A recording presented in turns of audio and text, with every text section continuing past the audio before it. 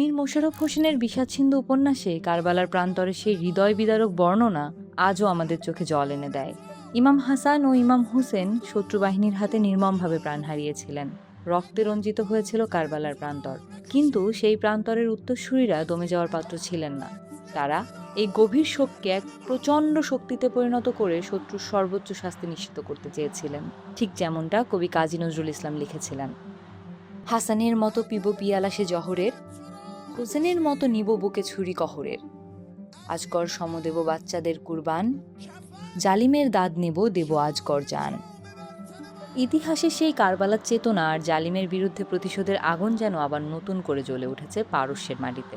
ইরানের সদ্যপ্রয়াত সর্বোচ্চ নেতা আয়াতুল্লাহ খামেনির বিদায়ী জানাজা অনুষ্ঠানে ঠিক এমনই এক বজ্র শপথের সাক্ষী হলো বিশ্ব।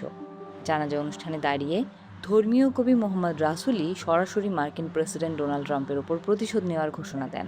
গত রোববার তেহরানের মোসাল্লা প্রাঙ্গণে যখন এই ঘোষণা দেওয়া হয়, তখন সেখানে উপস্থিত হাজারো মানুষের কণ্ঠে প্রতিধ্বনিত হতে থাকে, ডেথ টু আমেরিকা, আমেরিকা ধ্বংস হোক। ইসলামী প্রজাতন্ত্র ইরানের এই ধর্মতান্ত্রিক রাষ্ট্র বিপ্লবী চেতনার প্রতি জনগণের গভীর আনুগত্য প্রকাশ করতে খামেনির জন্য দেশ জুড়ে আয়োজিত বিশাল এক শোক মিছিলে অংশ নিয়েছে লাখো মানুষ। উল্লেখ্য, গত ফেব্রুয়ারি মাসে যুক্তরাষ্ট্র ও ইসরায়েলে চালানো প্রথম বিমান হামলায় খামেনির ৩৭ বছরের শাসনের অবসান ঘটে।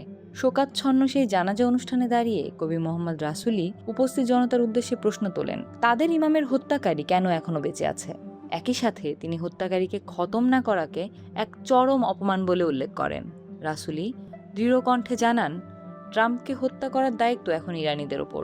আর এই অগ্নিগর্ভ আহ্বানের জবাবে সমবেত জনতা উচ্চস্বরে আল্লাহু আকবার ধ্বনিতে ফেটে পড়ে। কর্মসূচি অনুযায়ী ইরানের সবচেয়ে পবিত্র তীর্থভূমি মাশাদ শহরে আগামী বৃহস্পতিবার খামেনির মরদেহ সমাহিত করার কথা রয়েছে। তবে তার আগে শেষ শ্রদ্ধার জন্য তার মরদেহ ইরান ও ইরাকের শিয়া সম্প্রদায়ের অন্যতম প্রধান ধর্মীয় কেন্দ্র কোম, নাজাফ এবং সেই ঐতিহাসিক কারবালায় নিয়ে যাওয়া হবে, যেখানকার রক্তে ভেজা ইতিহাস আজও তাদের জালিমের বিরুদ্ধে লড়াইয়ের প্রেরণা যোগায়।